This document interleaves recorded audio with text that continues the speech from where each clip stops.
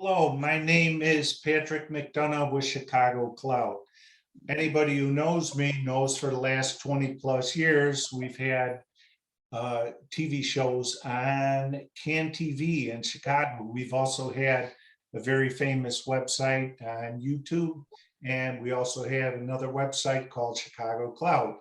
We've had millions and millions and millions of hits until we got hit pretty bad by YouTube because we were investigating a high-ranking member of Mayor Lori Lightfoot's staff that was doing some terrible things on video. We exposed that. The Inspector General looked into that and put an end to that nonsense. There's a lot of corruption and crime in Chicago.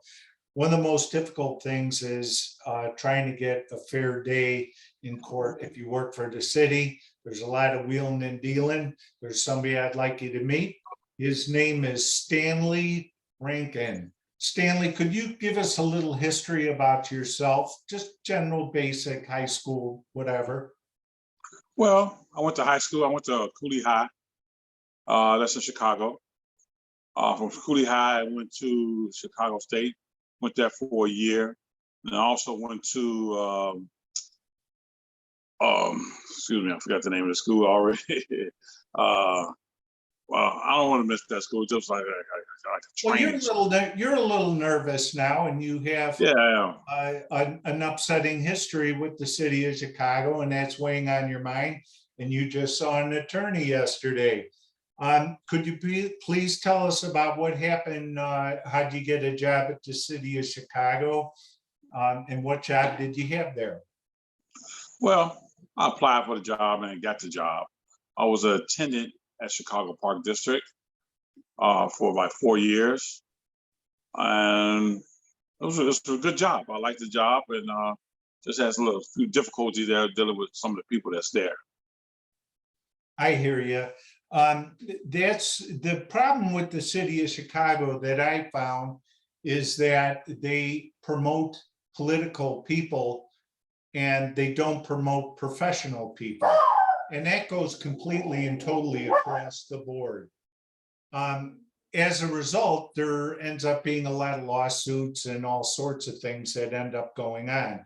Could you please tell us a little bit what happened in your experience that ended up causing you to have to file a lawsuit?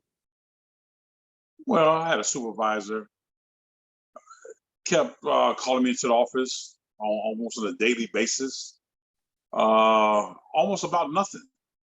And it just started nitpicking me. My hours was decreasing, but the work was kept building. So I was getting more work, but less hours. So I had to complete this work before my end of my shift. Now, they know when you punch out because you have to punch in the code to put the alarm on. So they will call the alarm people and see what time did you clock out. So that's how they know. Okay, so was there a problem with the way you were signing out? No, it was not. It was no problem with me signing out. It's sometimes I just wanted to complete the work. You know, sometimes if he wanted me to clock out at 10:15, my work wasn't done. So when I come in the morning, then I have the brunt of it, that you didn't complete this. But I had enough time to grab the garbage and certain things, but I couldn't do it the way I wanted to do it professionally. Okay, was your supervisor white? Yes, he was. Okay, what's that person's name? His name was J.D. Ostergaard. Okay, and what district were you working in? Park District, what area, what street? I'm in the North Region area. That's on Granville and Sheridan in Chicago, Illinois. So you're up by me in Andersonville, right? Just north? That's in Rogers Park. Rogers Park. Did you know the musical person by the name of Joe Yost? No, they had a lot of musicals coming on there playing live entertainment at night, but I never met that person you're talking about. Oh, okay, that's somebody that I knew. and he had issues with the park district too. He finally moved on and he retired, sadly.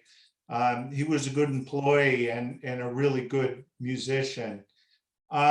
What continued on legally after this white supervisor kept harassing you?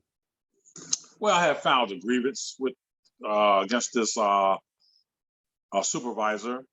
Um, the union kept coming checking on me like maybe every 2 weeks, and it seemed like they wanted to really close the investigation instead of going forward with it. And so they wound up closing it.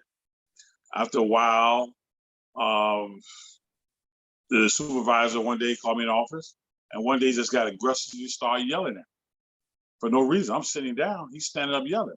I'm asking him all the time, "Are you okay?" And then I told the union representative about it.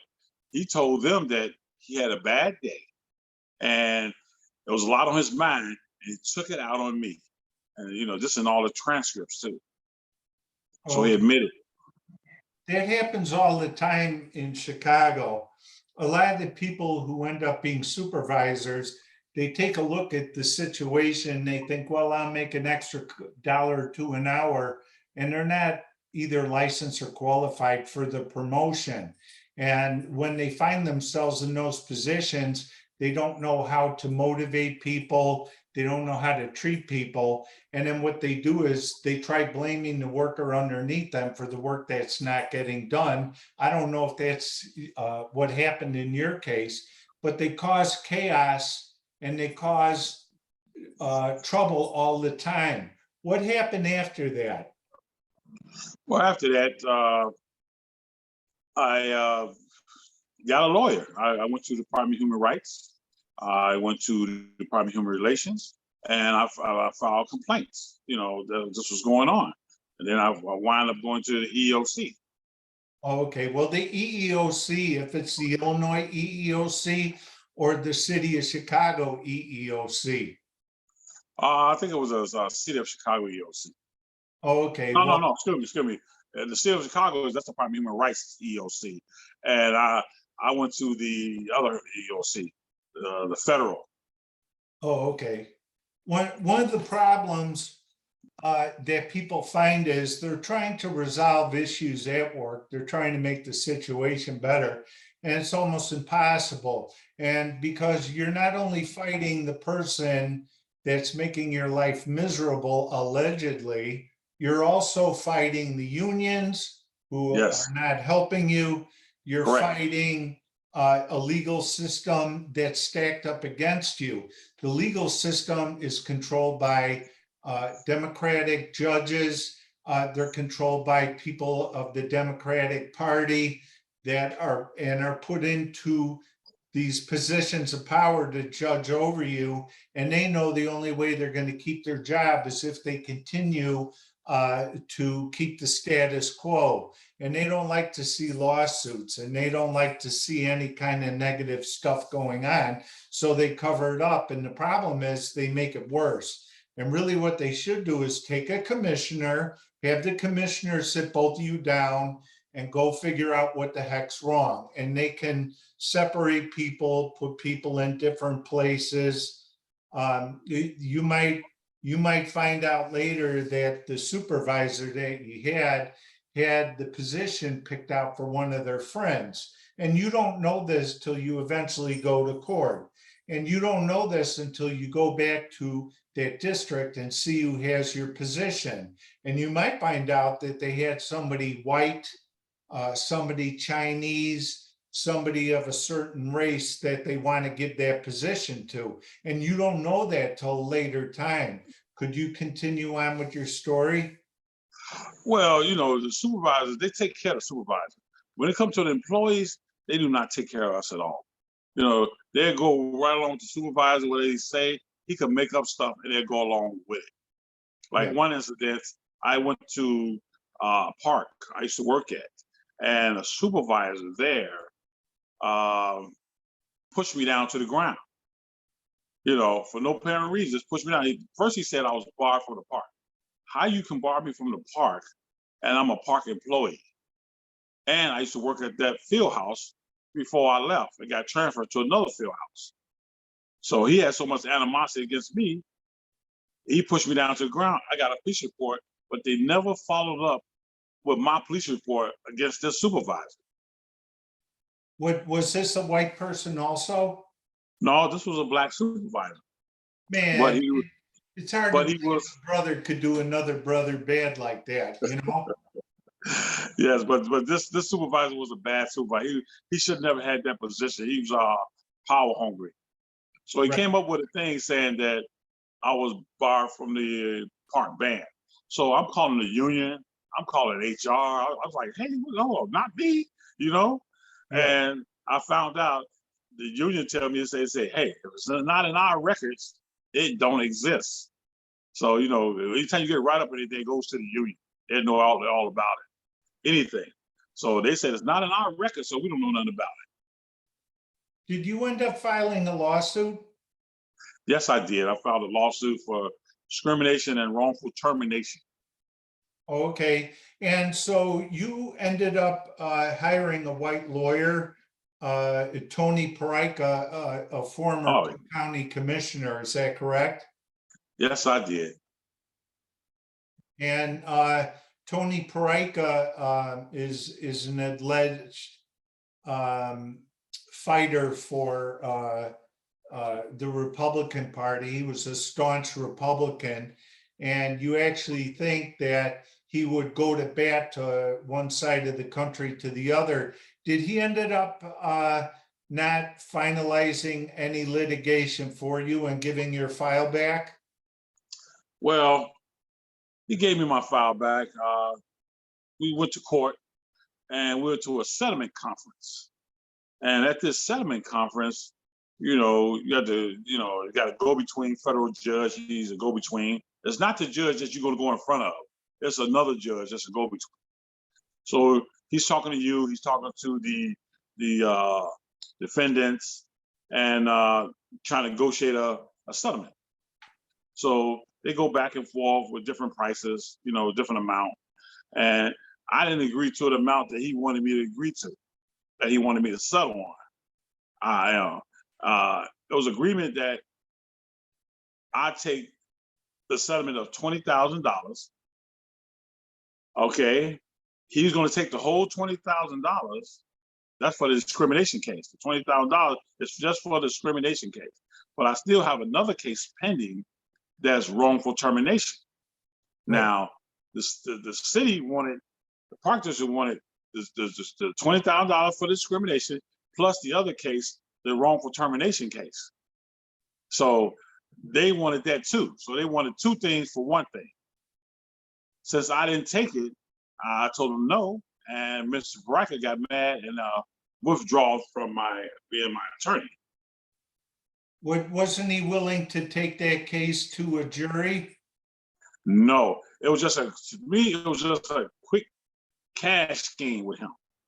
Yeah. It was nothing like he never prepared for a trial.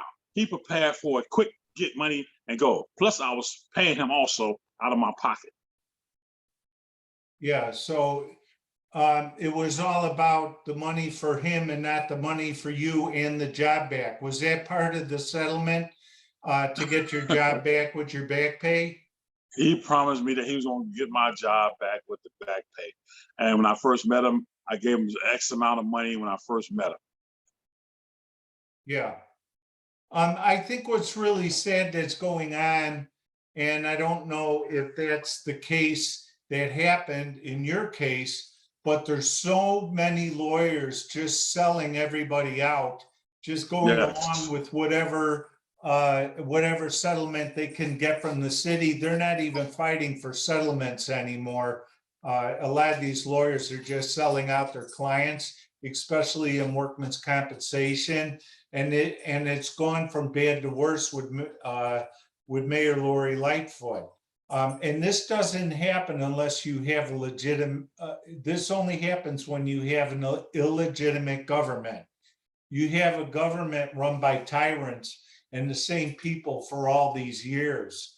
Right now, there's a mayoral election, and we really have to change the people that are in there. I don't know about you, but I was hoping that Mayor Lori Lightfoot would have been the right person for the job and a reformer. She sure talked up a game, but anybody who's in a workman's comp case or anybody else that's in a lawsuit, a lot of these city people are just getting screwed and tattooed.